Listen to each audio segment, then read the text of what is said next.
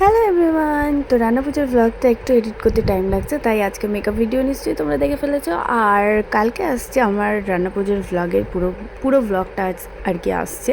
তো তার কিছু ঝলক তোমাদের সাথে শেয়ার করে নিই। দেখো, এই যে রান্নাবান্না এদিকে চলছে আর আমার মেয়েকে কোলে নিয়েই চলছে, কারণ সে খুব মজা পেয়েছে। আর কি বলছি না বলছি সে তো ব্লগ দেখলেই বুঝতে পারবে।